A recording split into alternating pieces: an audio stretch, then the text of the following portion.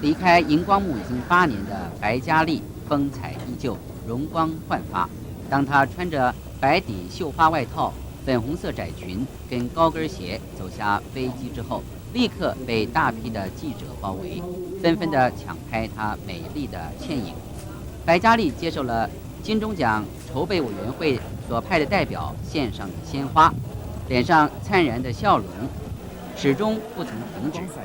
5点多钟，新闻局在台北希尔顿饭店安排了记者会，让白嘉莉有机会回答国人最为关心的一些问题。虽然曾经是名主持人，但是白嘉莉言辞不多，回答简短，